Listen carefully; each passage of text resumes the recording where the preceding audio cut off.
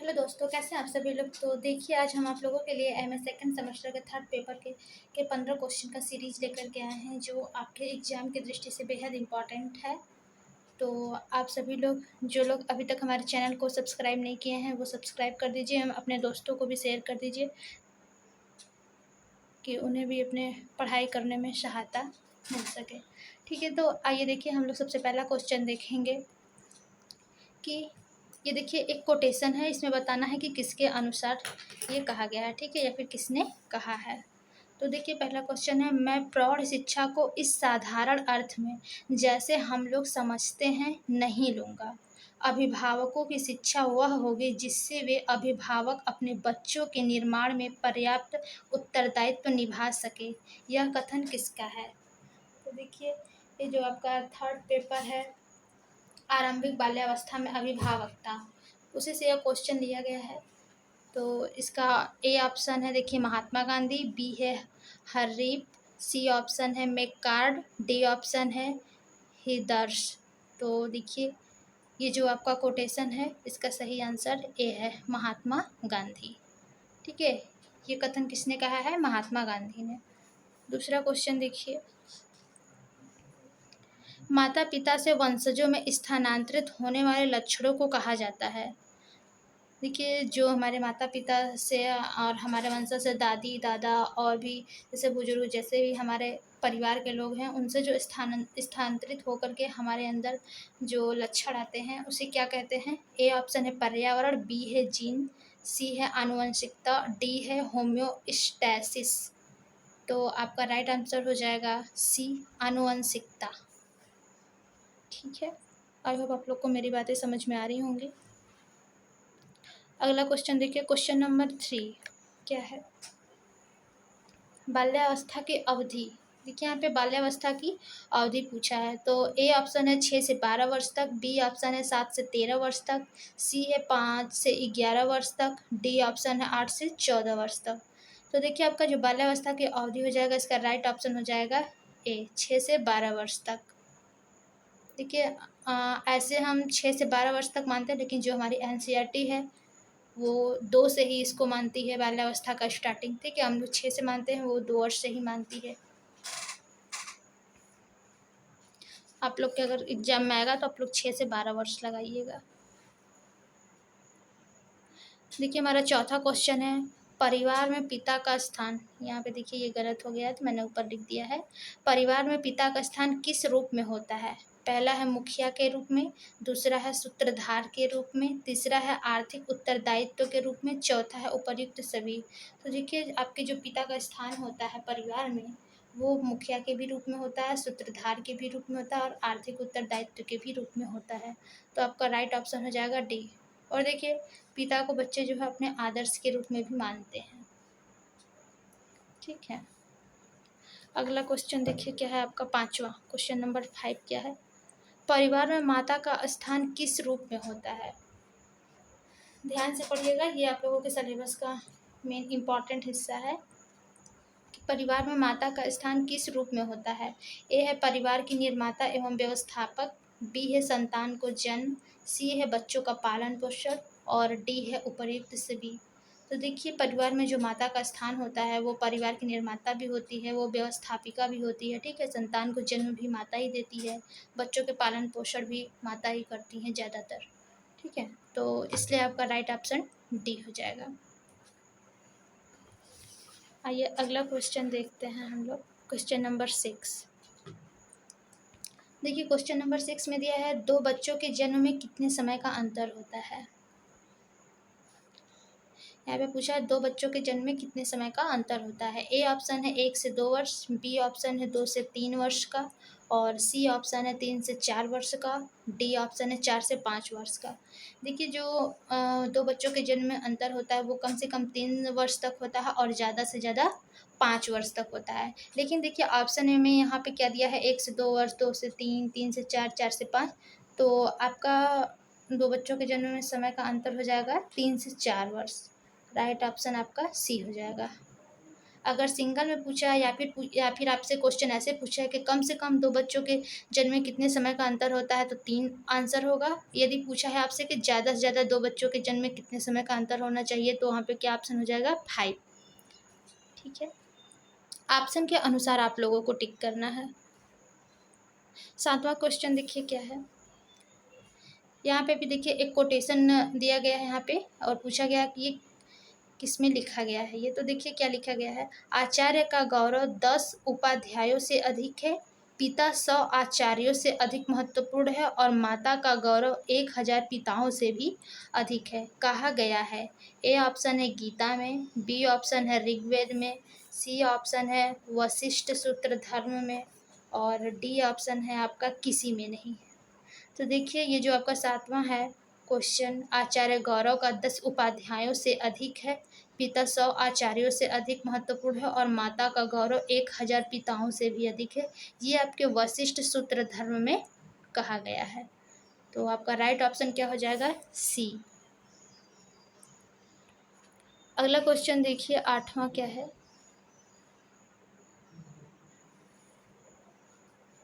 8वां question में भी देखिए एक कोटेशन दिया गया है, जिसमें बताना है कि किसने दिया है। ठीक है, तो देखिए ये आपके परिवार से संबंधित कोटेशन है। ये भी आपके जो आरंभिक बाल्यावस्था में अभिभावकता है, उसी में ये भी है। तो आइए हम आप लोगों को इसे पढ़ के बताते हैं कि ये किसके अनुसार है। ठीक है, तो देखिए 8वां क्या है, परिवार व्यक्तियों का एक ऐसा समूह है जो एक छत के नीचे रहते हैं, मूल और रक्त संबंधी सूत्रों से बंधे रहते हैं तथा स्थान, रुचि, कृतज्ञता की अन्योन्याश्रितता के आधार पर संबंध की चेतना रखते हैं। किसकी परिभाषा है? ये आपको बताना है किसकी परिभाषा है। तो देखिए ऑप्शन नंबर ए है क्लेयर, ऑप्शन बी है डॉक्टर मजूमदार, सी है आगवर्ण एवं निमकॉफ, और डी है आपका स्मिथ। तो देखिए दोस्तों, आपका जो ये 8वां क्वेश्चन है उसका आंसर जो होगा वो डॉक्टर मजूमदार। ठीक है, option number B is the right option. ये देखिए जो परिवार से संबंधित है ये इम्पॉर्टेंट है। ठीक है, डॉक्टर मजूमदार ने परिभाषा दिया है परिवार की। आई होप आप लोग को हमारी वीडियो पसंद आ रही होगी। अगर पसंद आ रही होगी तो चैनल को लाइक एंड सब्सक्राइब जरूर करिएगा और अपने दोस्तों में भी शेयर करिएगा। 9वां क्वेश्चन देखिए क्या है। देखिए ये इम्पॉर्टेंट क्वेश्चन है, बाल्यावस्था से संबंधित है, इम्पॉर्टेंट क्वेश्चन है। इसमें देखिए दिया है शर्म तथा गर्व जैसी भावना किस अवस्था में होता है। ठीक है, शर्म तथा गर्व जैसी भावना। ऑप्शन ए है किशोरावस्था, ऑप्शन बी बाल्यावस्था, ऑप्शन सी शैशवावस्था, ऑप्शन डी है प्रौढ़ावस्था। तो देखिए फ्रेंड्स, जो शर्म तथा गर्व की अवस्था होती है ये बालकों में बाल्यावस्था में होती है। ठीक है, बालक कोई भी अगर अच्छा काम कर दिया, उनको अगर 4 लोगों के बीच में उनकी तारीफ कर दिया जाए तो वो अपने आप को गौरवान्वित महसूस करते हैं। ठीक है, अगर कोई अच्छा काम नहीं किया तो उन्हें लोगों के बीच जाने में शर्म आती है। तो देखिए इसका राइट ऑप्शन बाल्यावस्था हो जाएगा। किशोरावस्था कोई नहीं लगाएगा, गलत हो जाएगा। ठीक है, किशोरावस्था नहीं होता है इसमें, ये बाल्यावस्था में होता है। शर्म तथा गर्व जैसी भावना विकसित होती है। देखिए आपका 10वां क्वेश्चन है। ये भी देखिए परिवार की परिभाषा है, जिससे बताना है कि किसने लिखा है। ठीक है, या फिर किसका कथन है। देखिए परिवार पति पत्नी और उनके बच्चों की जैविकीय सामाजिक इकाई के रूप में परिभाषित किया जा सकता है। यह कथन किसका है? देखिए जो एक परिवार होता है उसमें पति पत्नी और उनके अविवाहित बच्चे होते हैं। ठीक है, इसमें थोड़ा सा अलग है ये परिभाषा, क्योंकि जितने भी राइटर होते हैं वो अपने अपने अनुसार अपनी अपनी परिभाषाएं देते हैं, तो सबकी परिभाषाएं अलग अलग होती हैं। अर्थ तो एक ही होता है, लेकिन जो परिभाषाएं होती हैं वो थोड़ा सा लैंग्वेज में अलग अलग होते हैं। तो देखिए परिवार पति पत्नी और उनके बच्चों की जैविकीय सामाजिक इकाई के रूप में परिभाषित किया जा सकता है। यह कथन किसका है? तो ऑप्शन ए है देखिए इलियट एवं मैरिल का, ऑप्शन बी है मारडाक का, और ऑप्शन सी है जुकरमेन का, और ऑप्शन डी है आगवर्न तथा नेमकाफ का। तो देखिए ये जो आपका क्वेश्चन नंबर 10 का आंसर है उसका क्या हो जाएगा, ऑप्शन का ए, ऑप्शन नंबर ए, इलियट एवं मैरिल का ये परिभाषा है। ठीक है, तो आपका राइट आंसर क्या हो जाएगा, ए, इलियट एवं मैरिल। आगे देखिए, ये आपका 15 क्वेश्चन का सीरीज हम लेकर के आए हैं जो बेहद इम्पोर्टेंट है। एग्जाम में भी कुछ क्वेश्चन इसमें से ज़रूर ही फंसेंगे, तो आप लोग इसे 2 बार 3 बार 4 बार इस वीडियो को अच्छे से पढ़िएगा। देखिए क्वेश्चन नंबर 11 है, बच्चों की सुरक्षा व देखभाल परिवार का एक आवश्यक कार्य है, यह कथन किसका है। देखिए यहाँ पे भी परिवार से संबंधित, देखिए परिवार आपका बहुत ही महत्वपूर्ण टॉपिक है एक, जिसके बारे में आप लोग को एक अलग से हम वीडियो बना करके प्रोवाइड करा देंगे। और जो भी आप लोग को ना समझ में आ रहा हो हमारे चैनल पे कमेंट करिए, उसके लिए हम एक अलग से आपको वीडियो बना करके देंगे। ठीक है, तो देखिए क्वेश्चन नंबर 11 क्या है, बच्चों की सुरक्षा व देखभाल परिवार का एक आवश्यक कार्य है, यह कथन किसका है। ऑप्शन नंबर ए है मैकाइवर एवं पेज, बी ऑप्शन है ग्रोव्स, और सी ऑप्शन है आगबर्न, डी ऑप्शन है क्लेयर। तो देखिए फ्रेंड्स आपका सही ऑप्शन है ग्रोव्स। ठीक है, option number B right answer. देखिए आपका क्वेश्चन नंबर 12 क्या है, ये भी देखिए बेहद इम्पॉर्टेंट क्वेश्चन है ये। परिवार संस्था है औपचारिक, ए है ऑप्शन औपचारिक, बी ऑप्शन है अनौपचारिक, सी ऑप्शन है निरौपचारिक, और डी ऑप्शन है सभी। तो देखिए आप सभी के चक्कर में मत पड़िएगा, डी ऑप्शन नहीं सही है। ये जो आपका परिवार है ये एक अनौपचारिक संस्था है, क्योंकि देखिए जो हमारे स्कूल होते हैं वो औपचारिक संस्था होते हैं, जो परिवार होता है अनौपचारिक। क्योंकि देखिए जो बच्चे होते हैं सबसे पहले अपने परिवार में ही आते हैं, और उनकी प्रथम जो शिक्षिका होती हैं उनकी माँ होती है। इसमें कोई टाइम नियम कोई पाबंद नहीं होता है, बच्चे चाहे जब भी मतलब किसी भी टाइम किसी भी कार्य को सीख सकते हैं। लेकिन एक स्कूल होता है जिसमें टाइम मैनेजमेंट होता है कि नहीं आपको 8 बजे स्कूल आना है, 2 बजे आपकी छुट्टी होगी, बीच में 12 बजे लंच होगा। ठीक है, लेकिन परिवार में ऐसा कोई टाइम रूल नहीं फिक्स किया गया है। तो ये आपका अनौपचारिक संस्था है परिवार। स्कूल क्या है आपका औपचारिक, इसको भी ध्यान रखिएगा।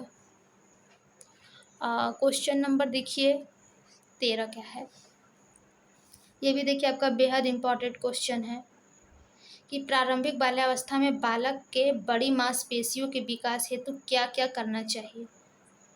ठीक है, प्रारंभिक बाल्यावस्था में बालकों की जो बड़ी मांसपेशियां होती हैं उन्हें क्या क्या करना चाहिए उसके विकास के लिए। तो देखिए पहला ऑप्शन है दोपहिया साइकिलें, तीसरा है रबड़ की गेंदें, ये माध्यम होती हैं उनके मांसपेशियों के विकास के लिए। सी ऑप्शन है दौड़ना, डी ऑप्शन है उपर्युक्त सभी।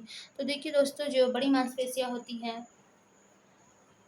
जैसे बच्चे दौड़ रहे हैं, खेल रहे हैं, साइकिल चला रहे हैं, गेंद खेल रहे हैं, फुटबॉल खेल रहे हैं, इससे देखिए बच्चों के बड़ी मांसपेशियों का विकास होता है। तो इसमें देखिए जो आपका ऑप्शन है डी राइट आंसर हो जाएगा। अगर यहीं आपका क्वेश्चन दे देता है कि छोटी मांसपेशियां के बारे में बताइए, तो जैसे आपका लिखना हो गया। ठीक है, तो लिखना आपका देखिए छोटी मांसपेशियां होती है, बच्चे सबसे पहले बड़ी मांसपेशियों का विकास करते हैं, उसके बाद धीरे धीरे छोटी मांसपेशियों का उनके विकास होता है। आई होप आप लोग को मेरी बातें समझ में आ रही होंगी। अगला क्वेश्चन देखिए, क्वेश्चन नंबर 14 क्या है, अभिभावक शिक्षक के कौन कौन से गुण होते हैं। ठीक है, यहाँ पे पूछा है अभिभावक शिक्षक के कौन कौन से गुण होते हैं। देखिए ऑप्शन ए है बाल मनोविज्ञान का ज्ञान, बी है उच्च गुणवत्ता, सी है शैक्षिक गुण या योग्यता, और ऑप्शन डी है आपका उपर्युक्त सभी। तो देखिए जो अभिभावक शिक्षक होता है उनके अंदर बाल मनोविज्ञान का गुण होना बहुत ज़रूरी होता है। ठीक है, ये बेहद इम्पॉर्टेंट है, बाल मनोविज्ञान का गुण होना है। अगर चाहे वो अभिभावक हो या फिर शिक्षक हो, अगर उनके अंदर बाल मनोविज्ञान का गुण नहीं है तो वो बच्चों को अच्छे से समझ नहीं पाएंगे, ठीक है, और उनका विकास भी अच्छे से नहीं कर पाएंगे। और देखिए उच्च गुणवत्ता, जो अभिभावक होते हैं या फिर शिक्षक होते हैं उनकी जो गुणवत्ता होती है वो उच्च होनी चाहिए। और देखिए ऑप्शन नंबर सी दिया है इसमें शैक्षिक गुण या योग्यता, तो इनमें शैक्षिक योग्यता भी होनी चाहिए और उसके साथ साथ गुण भी उसी प्रकार का होना चाहिए। तो देखिए इसका ऑप्शन हो जाएगा डी उपर्युक्त सभी, ये तीनों ही देखिए आपके होते हैं। 5वां क्वेश्चन है, देखिए आपका क्वेश्चन नंबर 5 है। ये भी देखिए एक कोटेशन दिया गया है, इसमें बताना है कि किसका कथन है। तो 15वां क्वेश्चन का देखिए, शैक्षिक दृष्टि से बाल्यावस्था की अपेक्षा अन्य कोई अवस्था जीवन चक्र में अधिक महत्वपूर्ण नहीं है, यह कथन किसका है? ऑप्शन ए है प्रोफेसर ब्लेयर का, बी ऑप्शन है हरलॉक का, सी ऑप्शन है स्टेनले हॉल का और डी ऑप्शन है जीन पियाजे का। तो देखिए फ्रेंड्स, जो आपकी ये शैक्षिक दृष्टि से बाल्यावस्था की अपेक्षा अन्य कोई अवस्था जीवन चक्र में अधिक महत्वपूर्ण नहीं है, ये जो कथन है आपका, ये बेहद इम्पॉर्टेंट है और ये प्रोफेसर ब्लेयर का है। ठीक है, ये बाल्यावस्था में इन्होंने कहा है।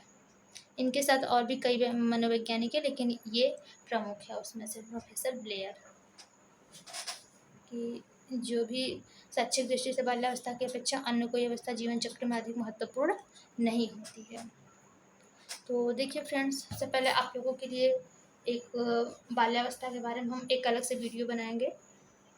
ठीक है, और आप लोग हमारे चैनल पे इसी तरीके से बने रहिए, लाइक और सब्सक्राइब करते रहिए। और जो भी आप लोग को ना समझ में आए या फिर जो भी आपको टॉपिक चाहिए उसको कमेंट बॉक्स में कमेंट करिए, हम उसके लिए अलग से टॉपिक बना करके देंगे। ठीक है दोस्तों, आई होप आप लोगों को ये सारे 15 क्वेश्चन समझ में आए होंगे। यदि आप लोगों ने इस 15 क्वेश्चन को ध्यान से पढ़ लिया तो आने वाले एग्जाम में इसमें से ज़रूर से इम्पॉर्टेंट रूप से क्वेश्चन फंसेंगे। ठीक है दोस्तों, थैंक यू।